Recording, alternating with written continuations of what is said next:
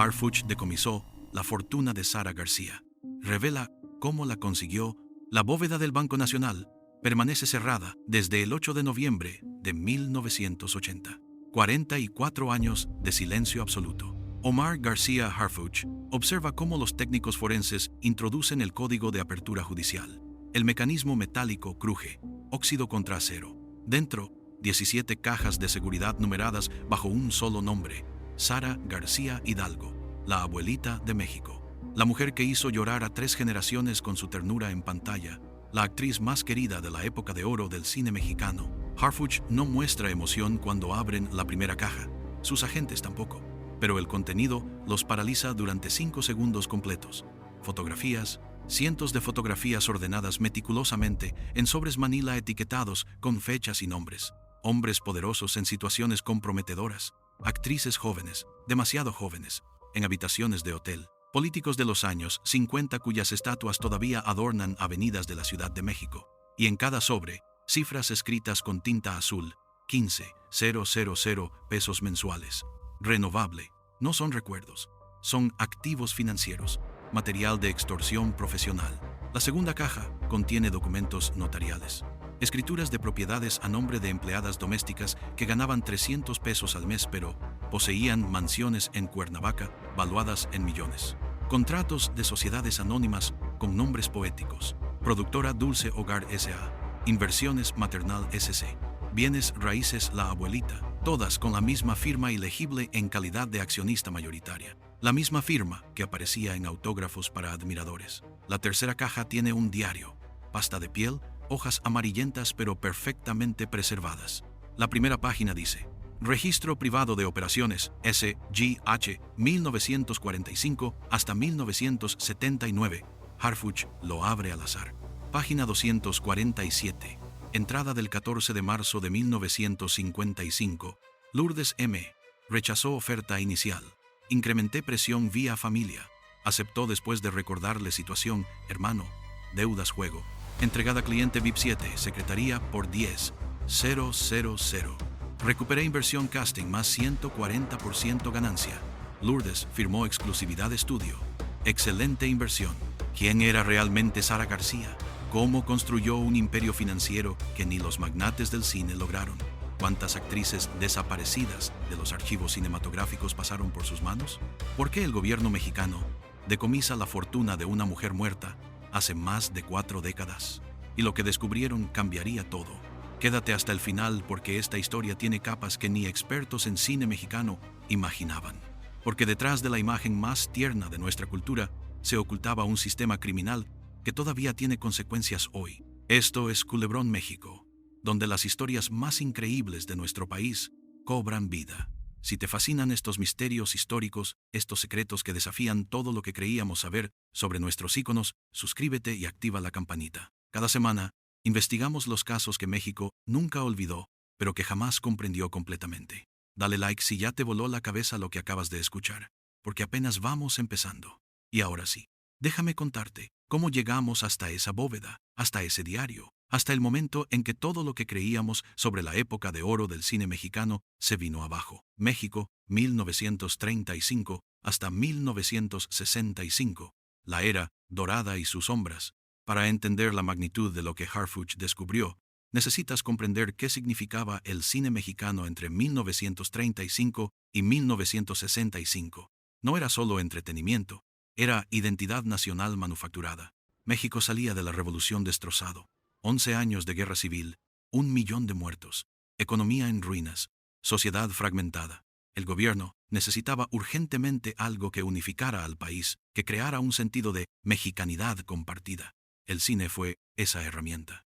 El presidente Lázaro Cárdenas lo comprendió perfectamente. Las películas llegarían donde los discursos no podían. A los pueblos sin electricidad que instalaban generadores solo para ver cine. A los trabajadores en carpas improvisadas. A las familias que ahorraban semanas para una función de sábado. Los estudios cinematográficos recibieron apoyo gubernamental sin precedentes. Créditos blandos, protección arancelaria, cuotas de pantalla que obligaban a exhibir cine mexicano sobre el estadounidense. En 1940, México producía 40 películas al año. Para 1950, casi 100. La inversión funcionó. El cine mexicano conquistó toda Latinoamérica, España, incluso comunidades latinas en Estados Unidos. Pero ese éxito masivo creó un ecosistema donde el poder se concentró en pocas manos. 3 estudios dominaban la producción: Cinematográfica Latinoamericana, CLSA, Producciones Grovas y Filmex. 5 distribuidoras controlaban la exhibición. Y detrás, una red de productores, directores y figuras políticas que decidían quién trabajaba y quién no. Entrar al cine mexicano no dependía solo de talento, dependía de conexiones, favores, lealtades y de estar dispuesto a pagar el precio de entrada. Miles de jóvenes llegaban cada año a la Ciudad de México con el mismo sueño: convertirse en la próxima María Félix, el próximo Pedro Infante. Venían de Guadalajara, Monterrey, Puebla, pueblos que ni siquiera aparecían en mapas. Muchachas de 15, 16 años con fotos de estudio y cartas de recomendación de presidentes municipales. Muchachos que habían ganado concursos de canto en ferias regionales. Todos con maletas de cartón y direcciones de pensiones baratas en la colonia Doctores. El 99% nunca pasaba de extra. Con suerte, aparecían 3 segundos en una escena de multitud. La mayoría terminaba de mesera, vendedor ambulante, regresaba a sus pueblos derrotada. Pero ese 1% que lo lograba se convertía en leyenda nacional. Y eso mantenía vivo el sueño, el flujo constante de carne fresca para la maquinaria cinematográfica. En ese mundo de ilusiones fabricadas y desesperación real, Sara García construyó su imperio. Sara García, la abuelita que nadie conoció realmente. Sara García Hidalgo nace el 8 de septiembre de 1895 en Orizaba, Veracruz. No en la pobreza romántica que sus biógrafos posteriores inventarían, sino en familia de clase media acomodada. Su padre, Fernando García, administraba haciendas cafetaleras. Su madre, Guadalupe Hidalgo, descendía de familia con abolengo colonial venido a menos, pero con conexiones políticas intactas. Sara no llega al cine por necesidad económica, llega por rebeldía social.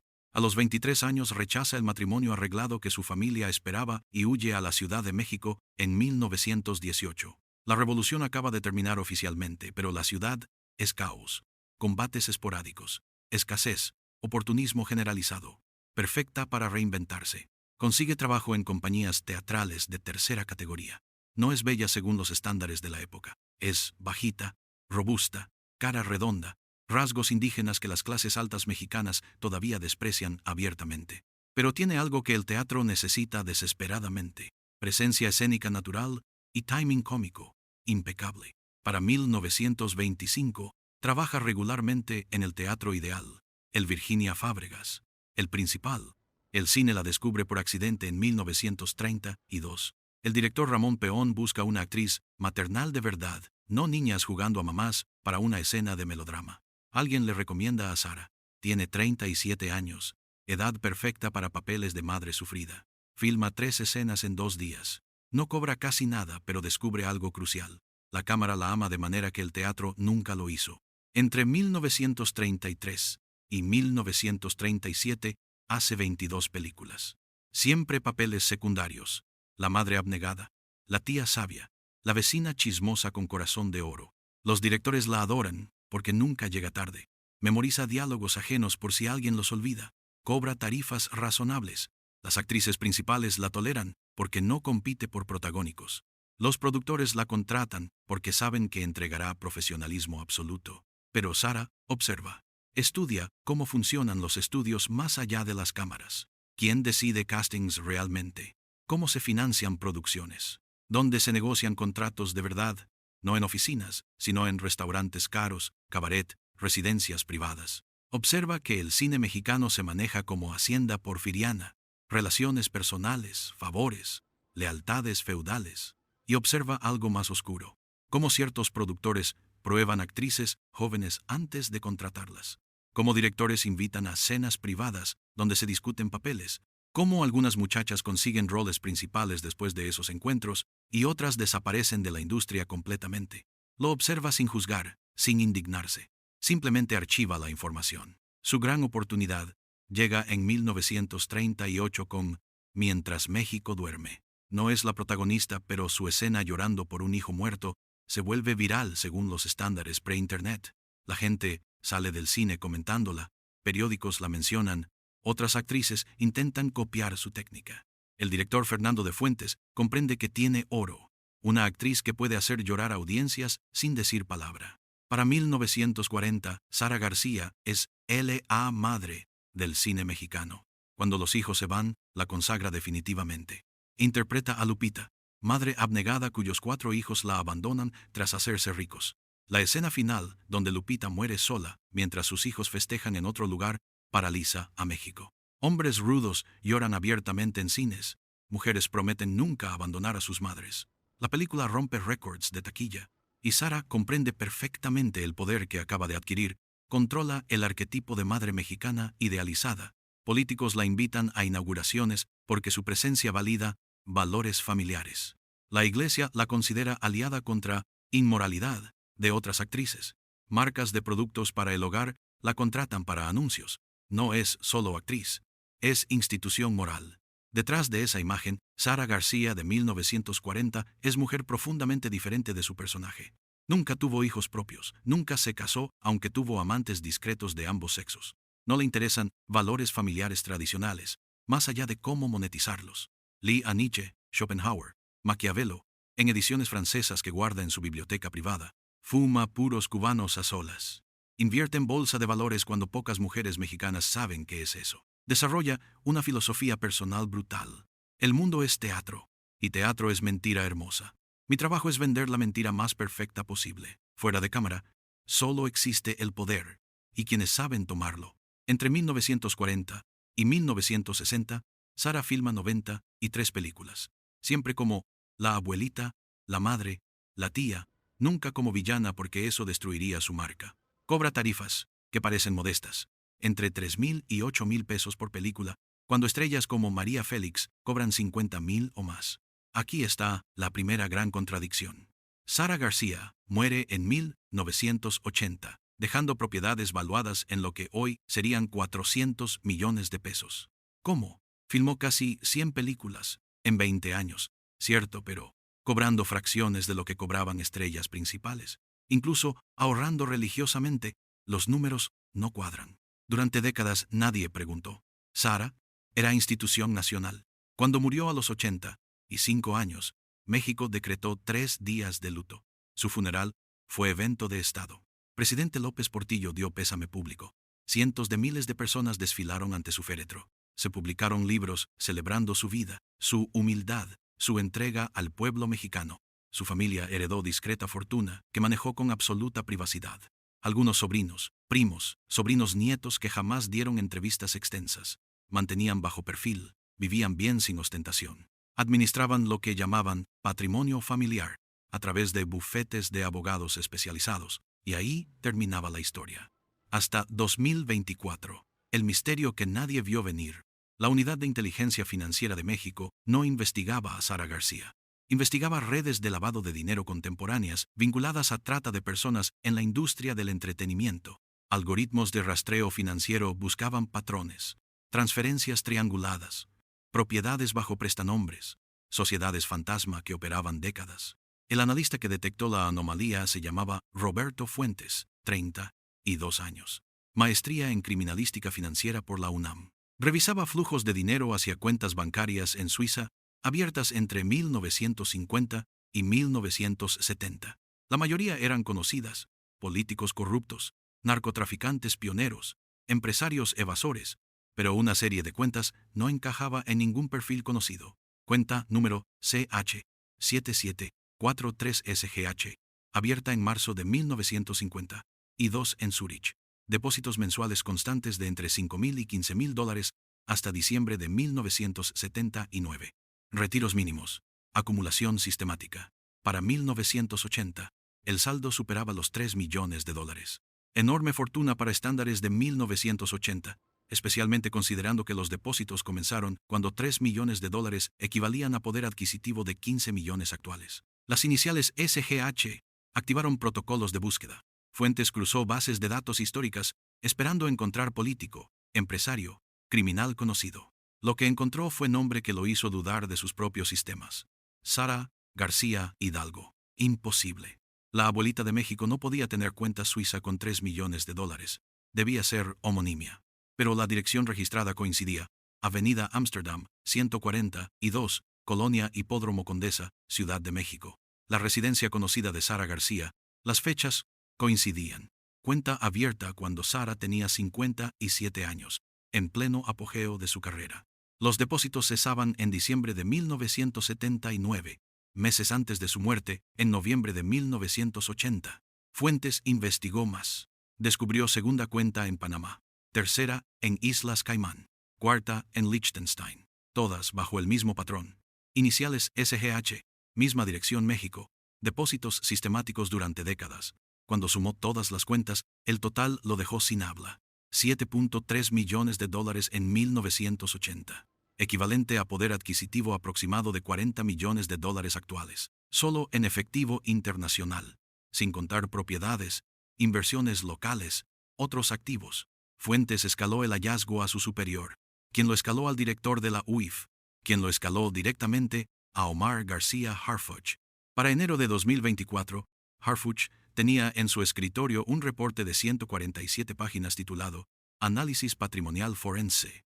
Sara García Hidalgo, 1895 hasta 1980. Anomalías financieras críticas. Harfuch leyó el reporte completo 2 veces. Luego convocó reunión con fiscales especializados en lavado de dinero, historiadores forenses y expertos en cine mexicano. La pregunta era simple pero explosiva. ¿Cómo una actriz que cobraba salarios modestos acumuló fortuna comparable a magnates industriales? 3 teorías surgieron inmediatamente. Teoría 1. Sara García era genio financiero. Invirtió sabiamente sus ingresos legítimos durante 4 décadas. Aprovechó oportunidades de bienes raíces cuando la Ciudad de México explotó demográficamente. Jugó bolsa con maestría. Posible pero improbable, dado que se requería no solo inteligencia sino información privilegiada constante. Teoría 2. Heredó fortuna familiar. Los García Hidalgo tenían abolengo. Quizás Sara recibió herencias que nunca declaró públicamente. Investigación genealógica descartó esto rápidamente. La familia perdió casi todo durante la Revolución. Los padres de Sara murieron sin patrimonio significativo. Teoría 3. La fortuna tenía orígenes ilícitos. Sara García participó en actividades criminales que su imagen pública hacía imposibles de sospechar. Harfuch es policía, no historiador sentimental. Ordena investigación forense completa. Protocolo es claro. Cuando hay fortuna inexplicable, hay crimen. Siempre.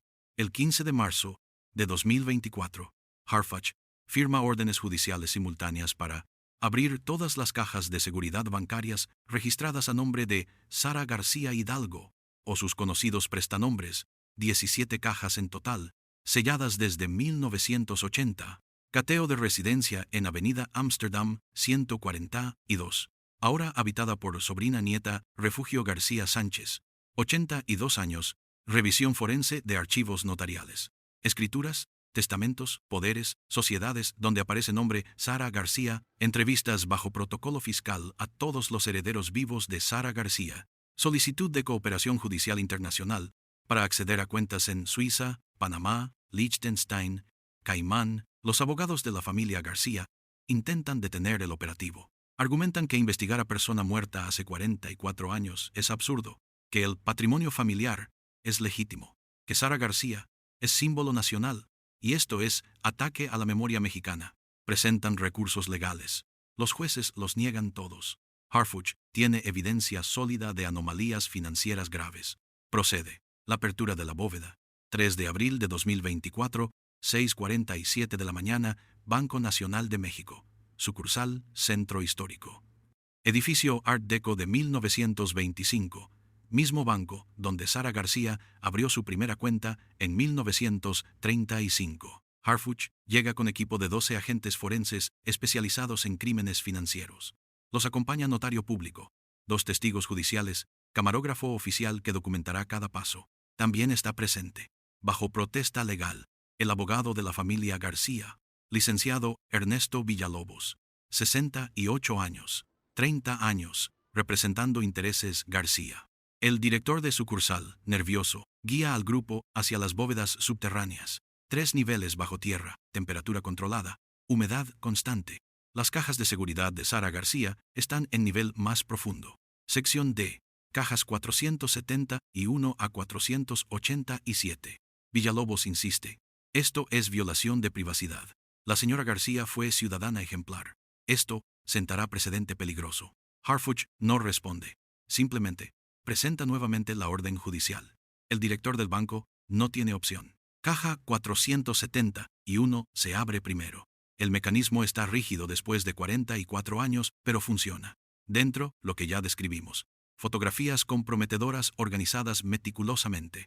Harfuch las examina con guantes de látex. No muestra sorpresa, pero sus agentes intercambian miradas. Las fotografías son explícitas.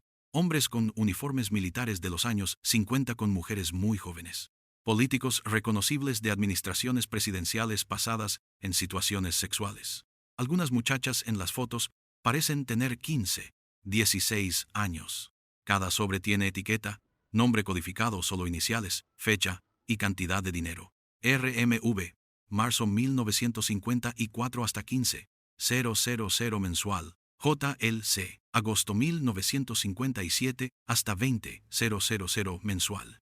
Hay 43 sobres, 43 fuentes de ingreso por extorsión. La agente forense Patricia Ramos, especialista en crímenes sexuales, examina las fotografías con expresión cada vez más sombría. Finalmente dice, jefe, esto no son fotos personales, es material de chantaje profesional. Vea la calidad. Bien iluminadas. Ángulos calculados. Fechas escritas al reverso. Alguien organizó estos encuentros específicamente para documentarlos. Villalobos intenta objetar. Esas fotos pueden ser falsificadas, plantadas. Harfuch lo interrumpe. Licenciado, estas cajas están selladas desde 1980. Nadie las tocó hasta hoy.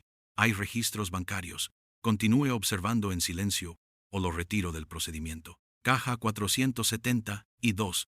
Documentos notariales. Aquí está el segundo nivel del sistema.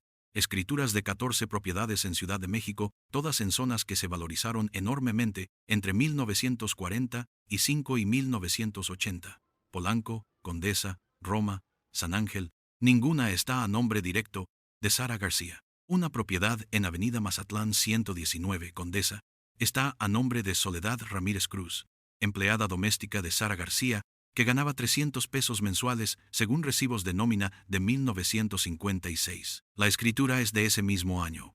Valor declarado de la propiedad, 200,000 pesos. ¿Cómo una empleada doméstica compró propiedad que costaba 55 años de su salario completo sin gastos? Otra propiedad en Cuernavaca, Avenida Emiliano Zapata, a nombre de Refugio Soto Mendoza. La investigación posterior revelará que Refugio era prima lejana de Sara, que vivía en Oaxaca, analfabeta, sin ingresos conocidos. Firma las escrituras con huella digital. El patrón se repite 14 veces. Empleadas, parientes pobres, conocidos sin recursos, todos poseyendo propiedades millonarias adquiridas exactamente cuando trabajaban para o tenían relación con Sara García. La agente Ramos hace cálculo rápido con calculadora. Valor de adquisición total de estas 14 propiedades según escrituras. 2.8 millones de pesos de los años 50 y 60. Valor actual estimado, considerando desarrollo urbano, mínimo 500 millones de pesos. Probablemente más. Caja 473. Contratos y sociedades mercantiles.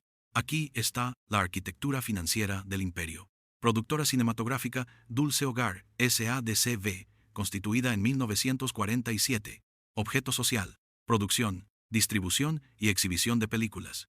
Accionistas: Sara García Hidalgo, 49%.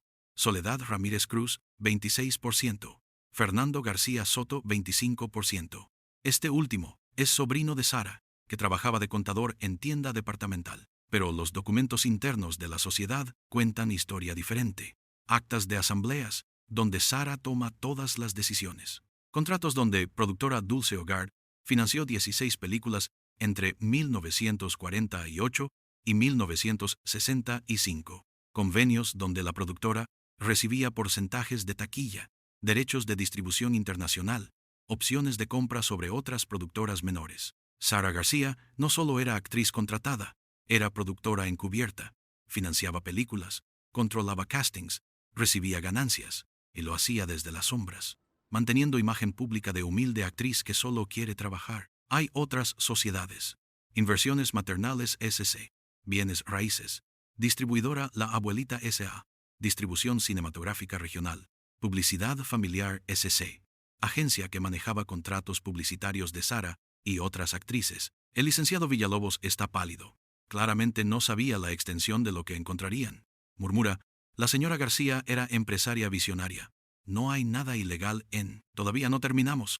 Lo interrumpe Harfuch. Caja 474 contiene el diario. Pasta de piel de becerro. 800 páginas manuscritas, con letra perfecta, inclinada, tinta azul. La primera página tiene título. Registro Privado de Operaciones, SG, H. 1945 hasta 1979. Harfuch lo abre cuidadosamente. No es diario personal emotivo. Es libro de contabilidad criminal. Cada página documenta operaciones con fecha, nombres, codificados, montos, resultados. Lee en voz alta para registro oficial. 7 de enero de 1947. Operación MS completada. Productora Grovas necesitaba actriz tipo ingenua para Cuando lloran los valientes. MS. María Soledad. 16 años. Querétaro. Llegó diciembre pasado con recomendación párroco. Entrenamiento básico completado. Presentada a director como sobrina de provincia. Director interesado. Cena privada arreglada. MS resistió inicialmente. Recordatorio de deudas familiares convenció. Contrato firmado. 3 películas. Salario 800 pesos mensuales. Comisión personal. 40% salario MS más 5,000 pesos únicos de Grovas. Inversión total en MS. 300 pesos. Transporte, ropa, alojamiento. Retorno. 850%. MS. Manejable. Útil para operaciones futuras. El silencio, en la bóveda, es absoluto. Hasta el camarógrafo ha dejado de moverse. Harfuch pasa páginas. Hay cientos de entradas similares. Diferentes iniciales, diferentes años, mismo patrón. Sara identificaba muchachas de provincia. Las traía a Ciudad de México con promesas de carrera cinematográfica. Las preparaba, las ofrecía a productores, directores, políticos, cobraba comisiones de todos lados. Mantenía control sobre las muchachas mediante deudas, chantaje, amenazas. Una entrada de 1952 es particularmente explícita. 23 de abril de 1952. Operación LM fracasada. LM, Lourdes Martínez, 17, Michoacán. Rechazó cliente VIP 3 después de cena inicial. Intentó escapar de pensión. Recuperada. Conversación seria sobre consecuencias. Familia en pueblo depende de remesas que ella prometió. Hermano tiene deudas juego que podrían resultar en violencia. Mostré fotografías comprometedoras ya tomadas. LM entendió situación. Aceptó continuar.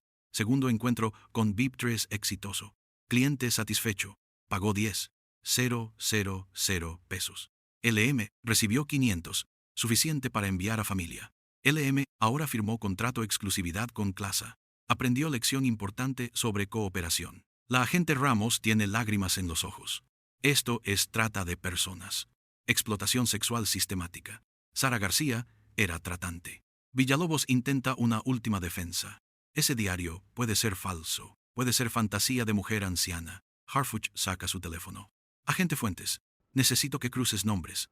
En el diario hay entrada del 7 de enero de 1947 sobre Operación MS, supuestamente actriz en película Cuando lloran los valientes. Verifica si esa película existe. ¿Quién actuó? Fuentes responde en 2 minutos. Jefe, película existe. Producida por Grovas en 1947, dirigida por Ramón Peón. En créditos aparece María Soledad Rendón como actriz secundaria. Era su debut cinematográfico. No encuentro información sobre su carrera después de 3 películas entre 1947 y 1949. Desaparece de registros. Harfuch mira a Villalobos. El diario no es fantasía. Es registro operativo preciso. Continúe. Las siguientes cajas revelan más capas. Caja 475. Recibos de transferencias bancarias internacionales. Caja 476. Contratos con bufetes de abogados en Suiza y Panamá para manejo de fideicomisos. Caja 477.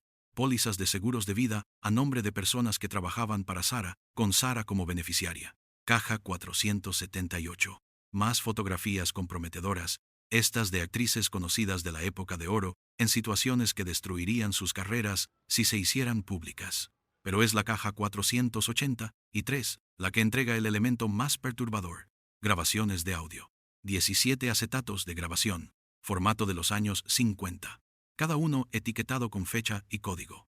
Harfuch ordena traer equipo especializado para reproducirlos sin dañarlos.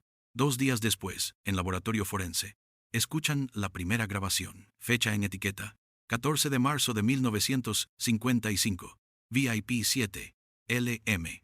Primero se escucha ruido ambiental, platos, conversación de fondo, música de restaurante. Luego, voz inconfundible de Sara García, esa voz dulce que millones de mexicanos asocian con ternura maternal. Sara García.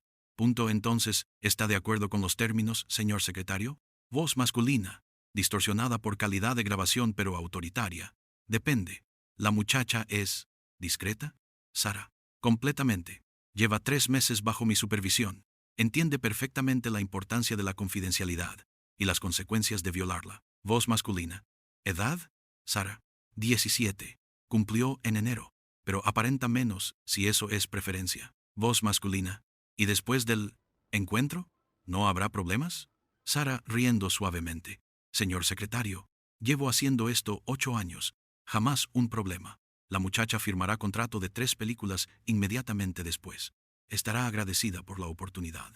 Y yo personalmente garantizo su silencio permanente. Tengo material de garantía. Voz masculina. ¿Costo? Sara. 10,000 pesos. Mitad ahora, mitad después del encuentro. Y naturalmente, su apoyo continuo para ciertos proyectos cinematográficos que requieren permisos gubernamentales. Voz masculina. De acuerdo. ¿Cuándo? Sara. Este sábado. Le envío dirección. Una propiedad discreta en Cuernavaca. Personal de confianza. Sin testigos.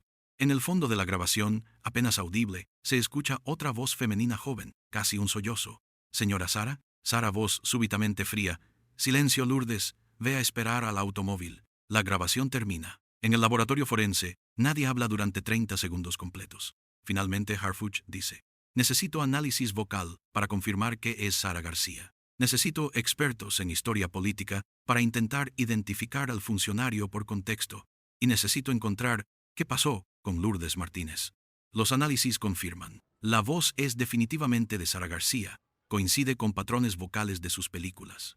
La fecha coincide con entrada en el diario. Y Lourdes Martínez, la muchacha que solloza en el fondo, aparece en registros cinematográficos con 3 películas entre 1954 y 1956, luego desaparece completamente. No hay registro de matrimonio, defunción, migración, simplemente desaparece. Las otras 16 grabaciones siguen patrones similares. Sara García negociando encuentros entre actrices jóvenes bajo su protección y hombres poderosos. Políticos, empresarios, productores cinematográficos, incluso un general del ejército. Siempre la misma voz dulce, siempre la misma frialdad calculadora, siempre cifras de miles de pesos. Cuando Harfuch termina de revisar las 17 cajas de seguridad, tiene evidencia de 43 casos documentados de extorsión mediante material comprometedor, 127 operaciones de explotación sexual registradas en el diario, probablemente más no documentadas. 17 grabaciones de audio de negociaciones criminales. Sistema financiero complejo con 14 propiedades, 4 sociedades mercantiles, cuentas internacionales en 4 países, fortuna total estimada entre 400 y 600 millones de pesos actuales, y tiene lista de víctimas, nombres codificados en el diario que corresponden a actrices que tuvieron carreras breves, actrices que desaparecieron, actrices que murieron jóvenes en circunstancias poco claras. El cateo de Avenida Amsterdam, el mismo día que abren las cajas de seguridad, equipo secundario ejecuta cateo en la residencia de Avenida Amsterdam 142. La casa es mansión, estilo francés de 3 pisos, construida en 1948. Oficialmente, pertenece a familia García desde entonces. Actualmente, habitada por Refugio García Sánchez, sobrina nieta de Sara, 82 años. Quien ha vivido ahí desde que Sara murió. Refugio es mujer elegante, frágil, evidentemente aterrorizada cuando llegan los agentes con orden de cateo. Su abogado, el mismo Villalobos, está presente. La agente Ramos lidera el cateo. Refugio insiste: mi tía Sara fue mujer honorable. Esto es profanación. Ramos responde con gentileza. Señora García, solo estamos buscando documentación financiera. Si todo está en orden, esto terminará rápido. La casa está preservada como museo no oficial de Sara García. La recámara principal mantiene muebles originales. Hay fotografías enmarcadas de Sara con presidentes, con el Papa Pablo VI, durante visita a México, con estrellas de Hollywood, vestidos de sus películas en vitrinas, premios, reconocimientos, llaves de ciudades. Pero en el estudio privado de Sara, tercer piso, los agentes encuentran lo que buscan. Archivos completos. 4 archiveros metálicos con documentos perfectamente organizados. Sara García guardó copias de todo lo que puso en las cajas de seguridad, más material adicional, como si supiera que algún día alguien investigaría y quiso dejar evidencia completa. Hay carpetas etiquetadas por año, 1945 a 1979. Cada carpeta contiene copias de contratos de sus sociedades mercantiles, estados financieros mensuales, escritos a mano, correspondencia con abogados, banqueros, socios, listas de activos humanos, así las llama. Actrices bajo su control, con detalles de cómo las reclutó, qué servicios proporcionaron, cuánto generaron. También encuentran segundo diario, este más personal, 30 de junio de 1958. Reflexión de cumpleaños. Cumplo 63 años hoy. He construido lo que ninguna mujer mexicana ha construido. Imperio financiero real en mundo dominado por hombres. Lo hice usando única ventaja que me dieron. Nadie sospecha de la abuelita. Me ven en pantalla llorando por hijos ficticios y asumen que soy esa mujer. Error fundamental. Soy empresaria. Mis productos son ilusiones y carne joven. Mis clientes son hombres poderosos con debilidades predecibles. Mi ventaja competitiva es que entiendo el sistema perfectamente y no tengo escrúpulos sentimentales que me detengan. ¿Remordimientos? No. Las muchachas que traigo de provincia morirían de hambre o terminarían vendiendo su cuerpo en burdeles por centavos. Yo les ofrezco oportunidad de estar con hombres importantes, de aparecer en películas, de enviar dinero a familias. Muchas me están agradecidas. Las que no, aprenden. Es capitalismo puro. Los hombres que chantajeo merecen lo que reciben. Son corruptos, depredadores, hipócritas, que predican moralidad pública mientras buscan niñas en privado. Yo simplemente documento su verdadera naturaleza y cobro por mi silencio. También es servicio público, mantengo en línea a funcionarios que podrían ser peores sin mi influencia moderadora. México me adora porque necesita creer en la madre perfecta. Yo le doy ese sueño en pantalla. Lo que hago fuera de pantalla es negocio. Los dos Sara García pueden coexistir perfectamente. De hecho, una hace posible a la otra. La agente Ramos lee este diario con horror creciente. No hay locura aquí. No hay delirio. Es racionalización perfectamente lúcida de crímenes sistemáticos. Encuentra también cartas. Una fechada, en 1960, y 3, dirigida a actriz que intentó denunciar a Sara. Querida Estela, recibí tu carta donde amenazas con exponer la verdad. Permíteme explicarte por qué eso sería error fatal. Primero, tengo fotografías tuyas que ninguna familia decente querría ver. Tengo grabaciones de conversaciones que demostrarían tu participación voluntaria. Tengo testigos, otros actores, empleados míos, que declararían bajo juramento que tú solicitaste oportunidades especiales. Segundo, ¿quién te creería? Yo soy Sara García, la abuelita de México. Tú eres actriz menor, con carrera en declive. Los periódicos ridiculizarían tu historia como intento desesperado de atención. Tercero, conozco dónde vive tu madre en Guanajuato. Conozco que tu hermano menor tiene problemas con préstamos. Conozco que tu padre tiene expediente médico delicado.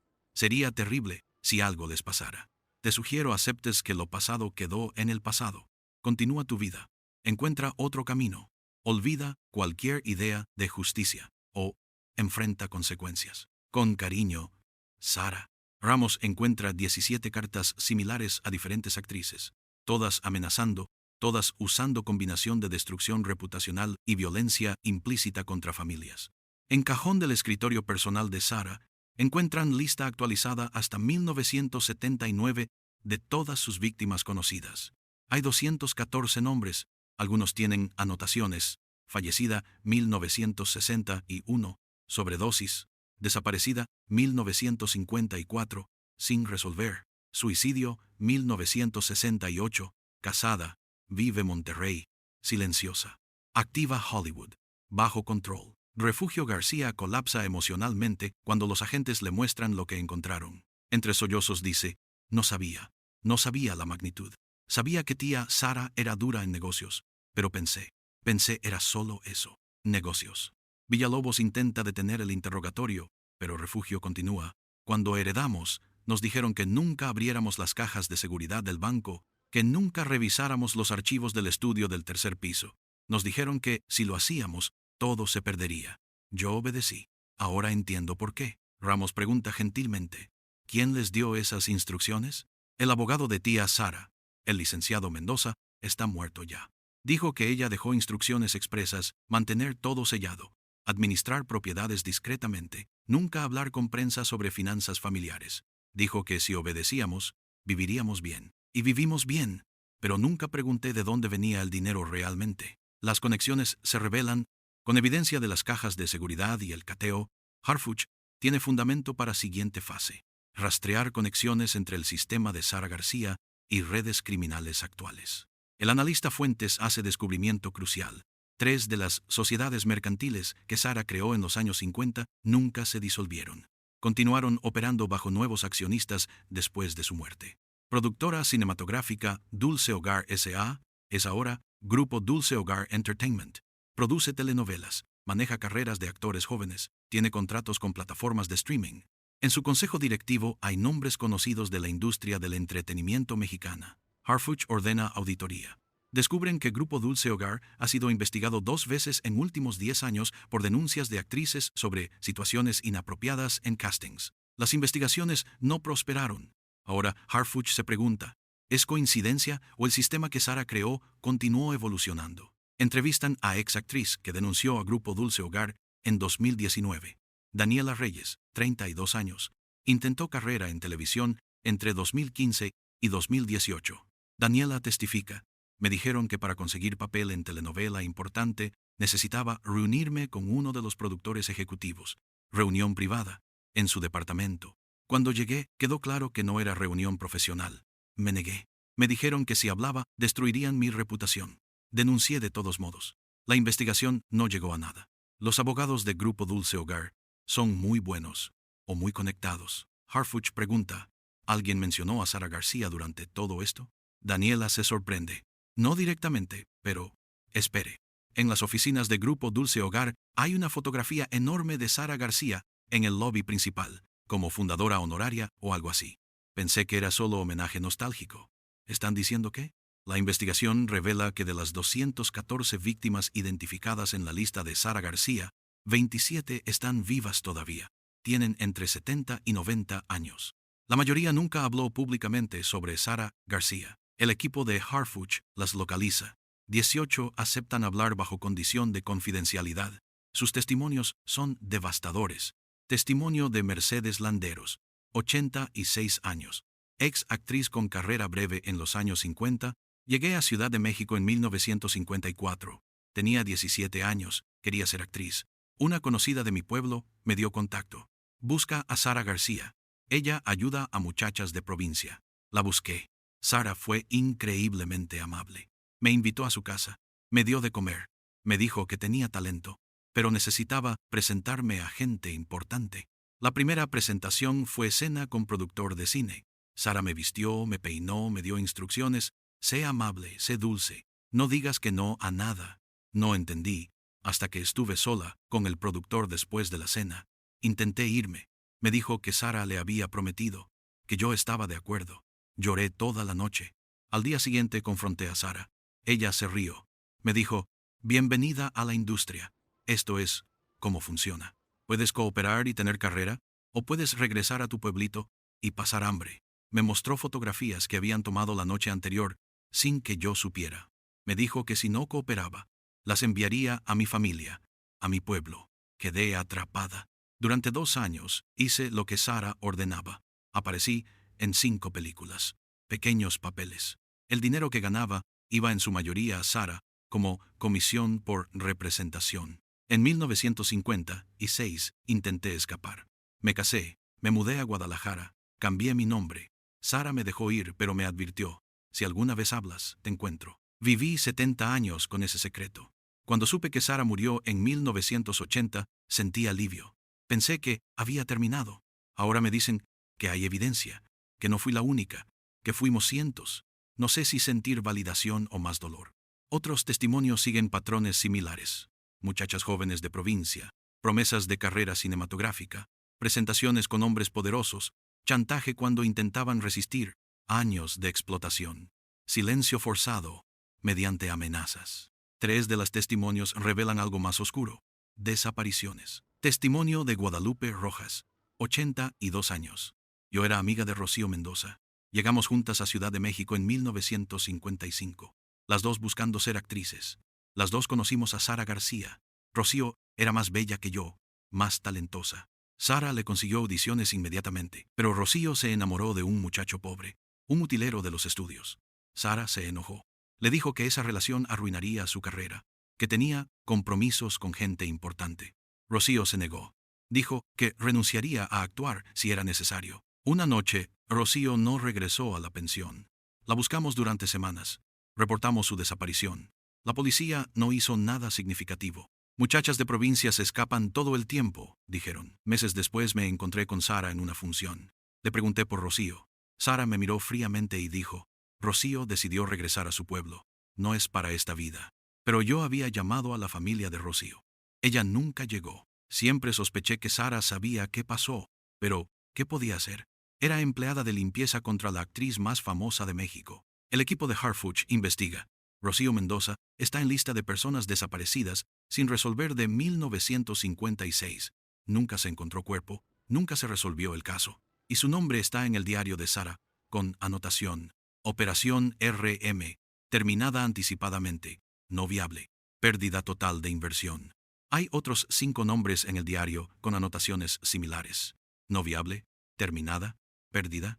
5 actrices jóvenes que desaparecieron entre 1954 y 1967. 5 casos sin resolver.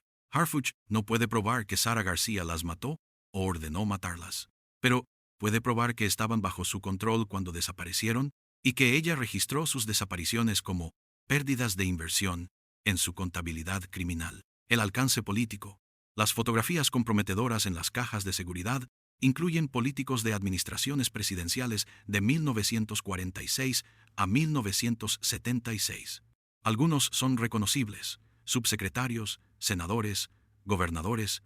Harfuch enfrenta dilema ético. Estos hombres están todos muertos. Exponerlos públicamente dañaría a sus familias, muchas de las cuales no tienen culpa, pero la evidencia existe. Decide enfoque intermedio. Notifica privadamente a familias de políticos que aparecen en material comprometedor. Les da opción de hacer declaración pública o mantener privacidad. Solo 2 familias aceptan hablar. Una es familia de subsecretario de Gobernación de Administración de Adolfo Ruiz Cortines, 1950, y 2 hasta 1958. El nieto, Carlos Mendoza Prieto, 63 años, abogado, da testimonio. Mi abuelo murió en 1979. Toda mi vida escuché que era hombre íntegro, servidor público ejemplar. Ahora me muestran evidencia de que frecuentaba actrices menores de edad arregladas por Sara García, que pagaba por silencio. Mi primera reacción fue negación. Luego investigué. Revisé documentos familiares que mi abuela guardó. Encontré recibos de pagos mensuales a SGH por miles de pesos durante años. Confronté a mi abuela 94 años, todavía viva. Ella lloró. Me confirmó que sabía que Sara García chantajeó a mi abuelo durante década completa. Mi abuela dice que mi abuelo cometió error terrible. En 1953, conoció a actriz joven en evento oficial. Sara García organizó encuentro privado. Fotografías fueron tomadas. Sara comenzó a cobrar. Mi abuelo pagó porque temía escándalo, destruiría su carrera, nuestra familia. ¿Disculpa esto a mi abuelo? No. Él participó voluntariamente en explotar muchacha joven.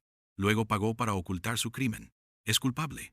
Pero Sara García fue quien construyó el sistema que hizo esto posible a escala industrial. Nuestra familia dona toda herencia de mi abuelo a fondo de reparación para víctimas. Es mínimo que podemos hacer. Este testimonio abre debate. Sara García fue depredadora principal o facilitadora de sistema donde hombres poderosos eran los verdaderos depredadores. La respuesta que emerge de la evidencia es ambas. Sara explotaba a las muchachas directamente y las ofrecía a hombres que sabía las explotarían. Luego, explotaba a esos hombres mediante chantaje, modelo de negocio donde todos eran víctimas o victimarios, y Sara controlaba todo el ecosistema. La reacción pública explota cuando Harfuch presenta hallazgos preliminares en conferencia de prensa el 15 de mayo de 2024, México entra en shock cultural. Los titulares. Sara García era líder de red de trata. Fiscalía. La abuelita de México. Monstruo detrás de la máscara. Decomisan fortuna criminal de Sara García, 400 millones. Cientos de actrices víctimas de la madrina del cine. Las redes sociales explotan. Dos campos se forman inmediatamente. Campo 1. Esto destruye mi infancia. Sara García era símbolo de México. ¿Cómo pudo ser monstruo? Es investigación política, difamación de muertos. Campo 2. Finalmente se expone la verdad. La época de oro del cine mexicano fue industria de explotación. Justicia para las víctimas. Plataformas de streaming retiran películas de Sara García. Canal de las Estrellas cancela maratones nostálgicos que programaba cada Día de las Madres. Hay debate sobre si remover su estrella del Paseo de las Luminarias. Académicos del cine mexicano están divididos. Algunos argumentan que se debe separar arte de artista, que las películas siguen siendo culturalmente importantes independientemente de quién las hizo. Otros argumentan que glorificar su trabajo es glorificar su crimen. La cineasta Patricia Martínez, especialista en época de oro, escribe artículo que se vuelve viral. Durante décadas estudiamos el cine de la época de oro como artefacto cultural puro. Analizamos narrativas, técnicas, significados sociales, pero nunca preguntamos seriamente, ¿a qué costo se creó esta industria? ¿Cuántas actrices fueron explotadas? ¿Cuántos secretos se ocultaron tras pantallas brillantes? Sara García no fue aberración. Fue producto y arquitecta de sistema donde mujeres jóvenes eran mercancía. Sí, ella fue particularmente exitosa en monetizar ese sistema. Pero el sistema existía antes de ella y continuó después. La pregunta real no es solo qué hizo Sara García. Es, ¿quiénes más sabían? ¿Quiénes más participaban? Porque nadie la detuvo en 40 años de operación criminal. Surge movimiento online.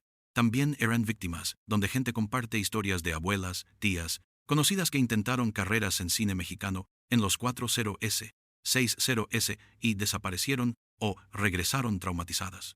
Una usuaria escribe, mi abuela intentó ser actriz en 1958. Regresó a Oaxaca 6 meses después. Nunca habló de qué pasó en Ciudad de México. Cada vez que veía película de Sara García en TV, dejaba la habitación. Ahora, entiendo por qué. Periodistas comienzan a investigar independientemente. Descubren que hubo denuncias contra Sara García durante su vida, pero nunca prosperaron. En 1963, actriz menor intentó presentar queja formal. La queja se perdió en burocracia. En 1971, periodista de revista de espectáculos investigó rumores sobre Sara. Fue despedido antes de publicar. El artículo nunca apareció. El nivel de protección que Sara García tuvo durante su vida indica complicidad institucional. ¿Quiénes la protegieron? ¿Por qué? Las consecuencias legales. Harfuch enfrenta realidad legal compleja. Los crímenes de Sara García prescriben en su mayoría. Ella murió hace 44 años. No puede ser procesada. Pero hay implicaciones para 1.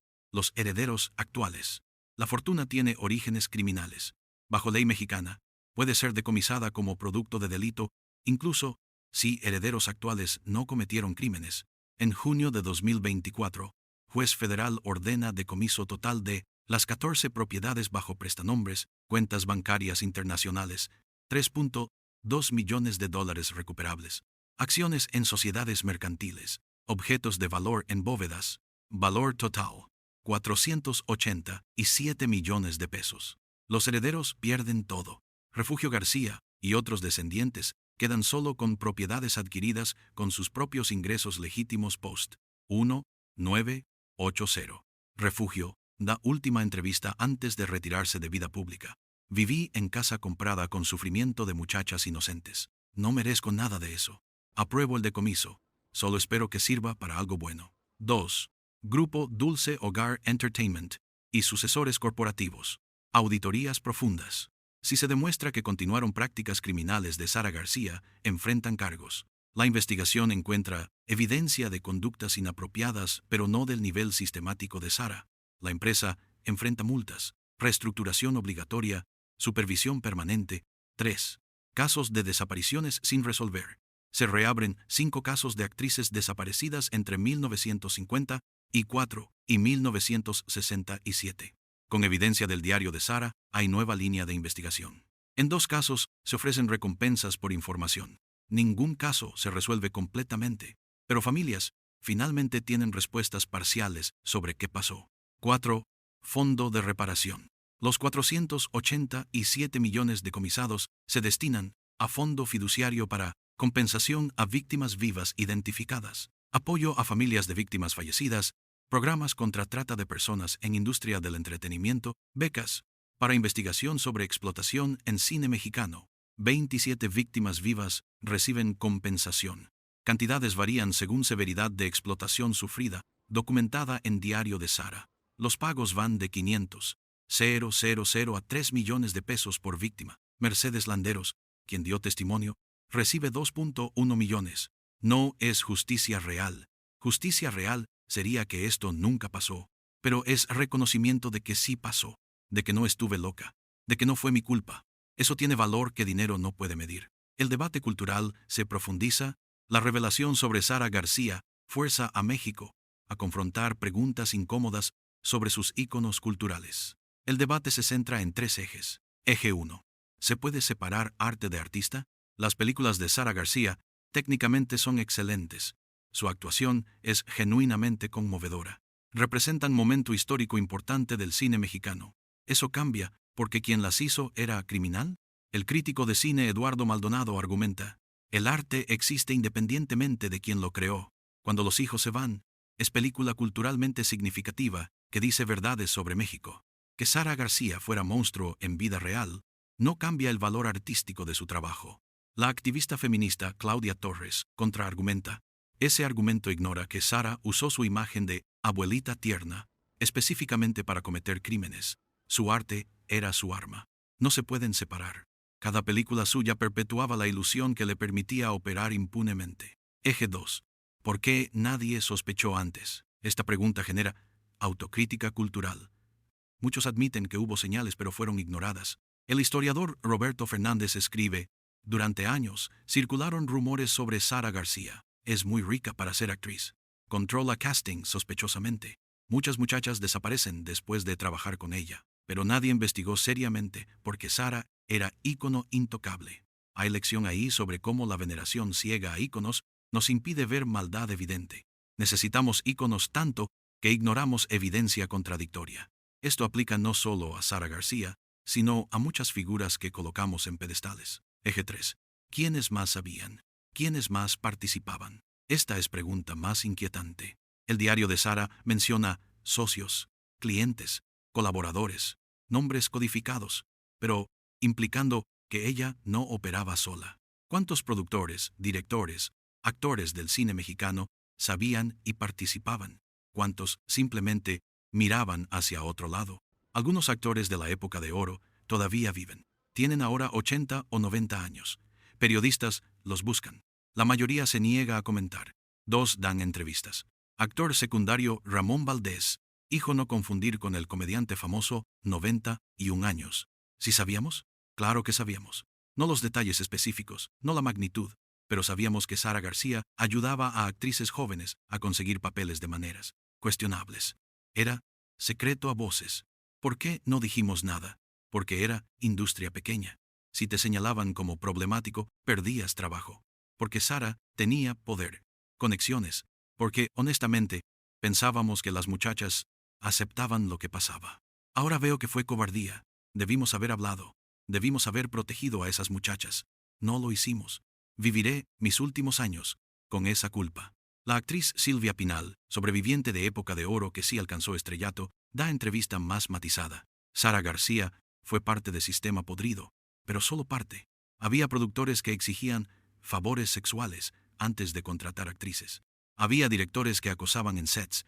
Había actores que violaban a extras y sabían que nada pasaría. Sara monetizó ese sistema mejor que nadie. Lo organizó. Lo convirtió en negocio. Eso es monstruoso. Pero si eliminan a Sara de la ecuación, el sistema seguiría existiendo. De hecho, existía antes de ella y continuó después.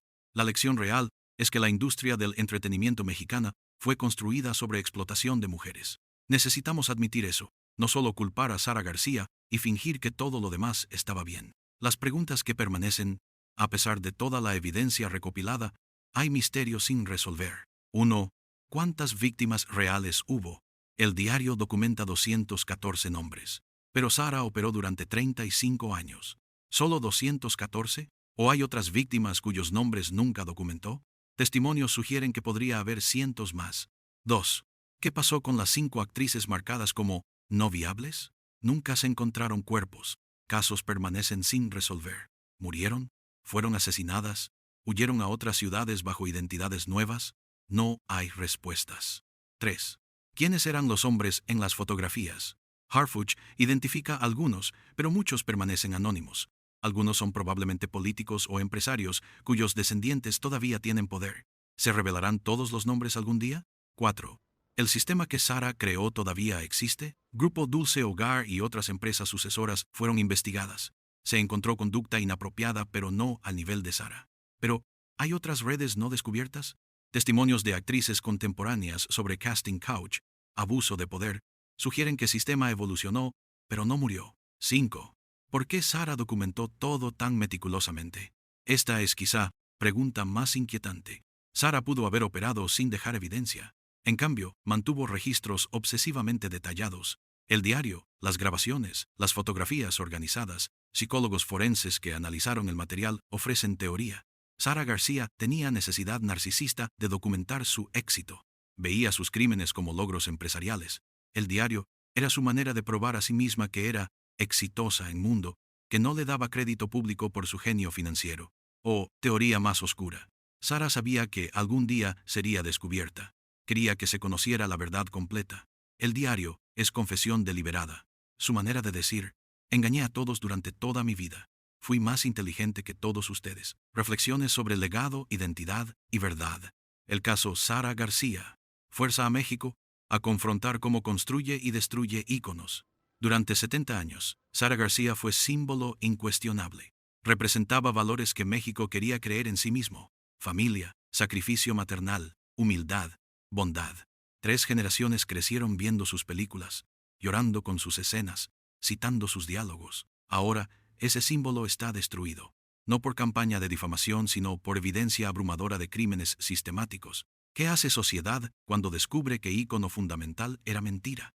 Algunos proponen olvidar, dejar el pasado enterrado. Sara ya murió. Las víctimas ya recibieron compensación. ¿Para qué remover más dolor? Otros argumentan que precisamente por eso se debe recordar. Si olvidamos lo que Sara hizo, permitimos que pase de nuevo. La memoria es prevención. El debate refleja tensión más profunda sobre cómo México maneja su historia. Tendencia histórica ha sido mitificar, crear narrativas limpias, ignorar contradicciones incómodas. La revolución fue gloriosa. No mencionemos las masacres. El PRI construyó México moderno. No mencionemos la corrupción sistemática. La época de oro del cine fue arte puro. No mencionemos la explotación. Sara García representa ruptura de esa narrativa. No se puede romantizar. No se puede separar su lado bueno de su lado malo. Hay solo verdad compleja. Mujer brillante que usó su inteligencia para el mal. Artista talentosa que usó su arte como máscara. Ícono cultural construido sobre sufrimiento de víctimas. La filósofa mexicana Eugenia Rivera escribe ensayo que resume dilema. Sara García nos enseña que el mal no siempre parece monstruoso. A veces parece como abuelita tierna. Parece como cultura que todos amamos.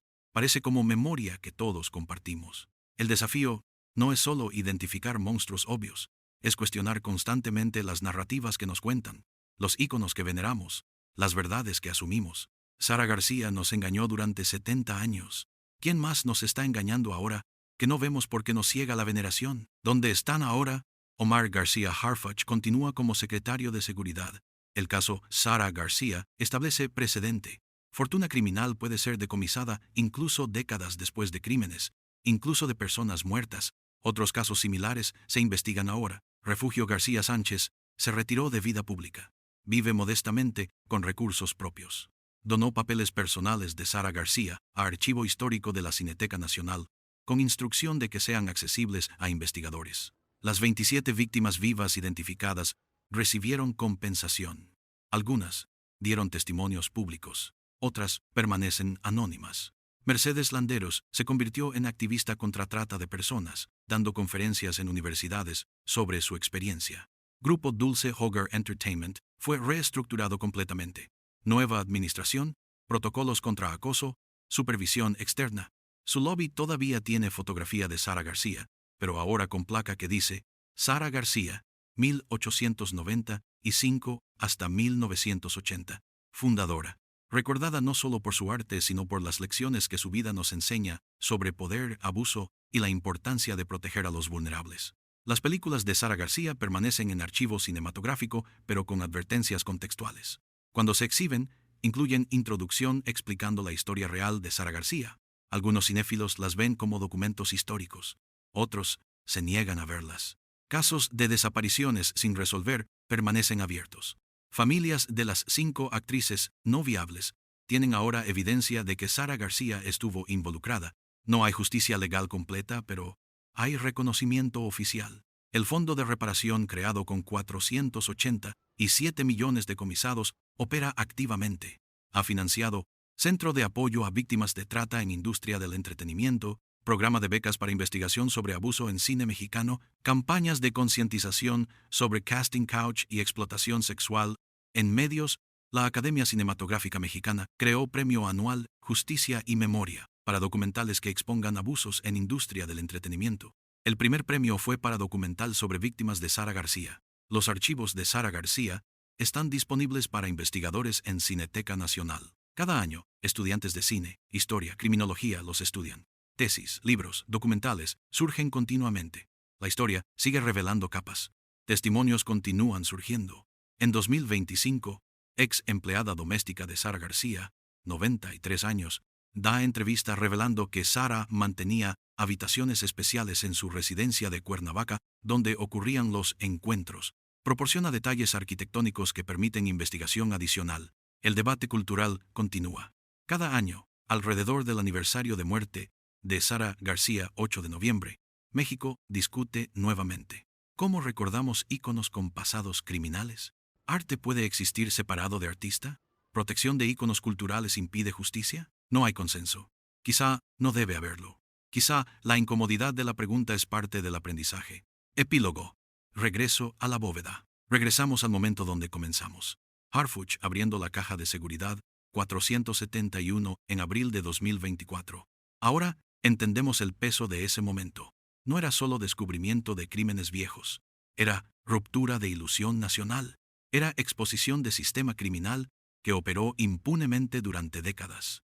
Era confrontación forzada con verdad que México prefería ignorar. Harfuch mira las fotografías comprometedoras. El diario con su letra perfecta. Las grabaciones de audio donde voz dulce de Sara García negocia cuerpos de muchachas jóvenes. Dice algo que no quedó en reportes oficiales pero que testigos recuerdan. Esto cambia cómo vemos todo. No solo a Sara García. A toda una época. A toda una industria. A cómo construimos memoria nacional. Tiene razón. El caso Sara García es más que historia de criminal individual. Es revelación sobre cómo sociedades crean íconos que necesitan creer, cómo esos íconos se vuelven intocables, cómo esa intocabilidad permite maldad prosperar. Es recordatorio de que bajo imagen más tierna puede existir oscuridad más profunda, que confianza puede ser explotada, que poder sin supervisión corrompe absolutamente. Es lección sobre importancia de escuchar a víctimas, incluso cuando acusan a figuras veneradas. ¿Cuántas de las 214 víctimas de Sara García intentaron hablar durante su vida y no fueron creídas porque Sara García, la abuelita de México? Imposible. Debes estar inventando. Es advertencia sobre sistemas de explotación que se perpetúan porque son protegidos por cultura de silencio, porque son normalizados como así funciona la industria, porque desafiarlos significa perder acceso a poder. Pero también es historia de justicia retrasada, pero no negada. Las víctimas de Sara García esperaron décadas, pero finalmente fueron reconocidas. Sus historias fueron creídas. Su sufrimiento fue validado. Eso no es reparación completa, pero es algo. Y es demostración de que verdad eventualmente emerge. Puede tomar 44 años. Puede requerir investigación forense sofisticada, archivos abiertos, víctimas valientes que finalmente hablan, pero emerge. Sara García construyó imperio de mentiras que duró 70 años. Logró engañar a nación completa. Murió venerada, llorada, glorificada. Pero la verdad sobre quién era realmente, qué hizo realmente, eventualmente salió a la luz. Todas las cajas de seguridad terminan abriéndose. Todos los diarios ocultos terminan siendo leídos. Todas las grabaciones secretas terminan siendo escuchadas. Puede tomar generaciones, pero la verdad es paciente. La última página del diario de Sara García, escrita semanas antes de su muerte en 1980, dice: he vivido 2 vidas, la que México conoce y la real. La primera es ficción hermosa, la segunda es obra maestra de poder. Me llevaré ambas a la tumba. Nadie sabrá jamás quién fui realmente. Gano, incluso en muerte. Se equivocó. Ahora todos saben. Coda final. En 2025, artista callejera en Ciudad de México, crea mural en barrio Doctores, cerca de donde muchas actrices de provincia vivían en pensiones baratas en los años 50. El mural muestra a Sara García en 2 mitades. Mitad izquierda, imagen icónica de ella como abuelita tierna de películas, sonrisa cálida, brazos abiertos. Mitad derecha, la misma figura pero con sombra oscura, donde están siluetas de muchachas jóvenes atrapadas, llorando. En el centro, texto simple: recordar es prevenir. Justicia Powerless, 214. El mural genera controversia. Algunos lo consideran apropiado recordatorio, otros lo ven como profanación cruel de memoria cultural, pero permanece. Ciudad de México decide preservarlo como parte de su paisaje urbano, como memoria, como advertencia. Cada día, miles de personas pasan frente a él.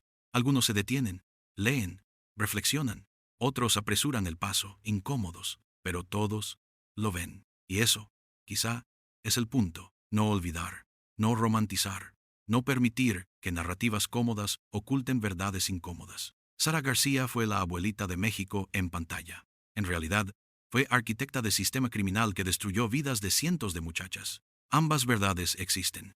Ambas deben ser recordadas, no para odiar el pasado, sino para entenderlo, no para destruir memoria cultural, sino para hacerla más honesta. No para condenar a todos, sino para aprender que nadie está por encima de escrutinio. La historia de Sara García terminó en 1980 con su muerte, pero la historia sobre Sara García apenas comienza en 2024 con su exposición. Y esa segunda historia, la verdadera, la completa, la incómoda, es la que México necesita recordar. Porque solo enfrentando honestamente quiénes fueron nuestros íconos, podemos construir mejor presente. Porque solo escuchando a víctimas que fueron silenciadas durante décadas, podemos prevenir nuevas víctimas. Porque solo admitiendo que amamos mentira durante 70 años, podemos aprender a valorar verdad. Sara García nos engañó, pero ya no. Las bóvedas están abiertas, los diarios están expuestos, las grabaciones están reproducidas, la verdad está libre, y México finalmente debe decidir qué hacer con ella. Esta narrativa es trabajo de ficción basado en personaje histórico real, Sara García, pero con eventos, crímenes, investigaciones, testimonios completamente ficticios. Sara García, 1895 hasta 1980, fue actriz importante de la época de oro del cine mexicano. No existe evidencia histórica de que cometió crímenes descritos en esta narrativa. Esta historia fue creada como ejercicio narrativo para explorar temas de íconos culturales, abuso de poder en industria del entretenimiento, y cómo sociedades construyen y destruyen narrativas nacionales. Cualquier similitud con investigaciones reales, casos reales de abuso en industria cinematográfica mexicana, es para propósitos narrativos de verosimilitud, no afirmación de hechos históricos sobre Sara García específicamente. Víctimas mencionadas, Mercedes Landeros, Lourdes Martínez, Rocío Mendoza, etc., son personajes ficticios. Políticos mencionados son genéricos sin nombres específicos para evitar difamación. El propósito de esta narrativa es explorar temas importantes sobre poder, abuso, memoria cultural, no difamar memoria de persona real que no puede defenderse.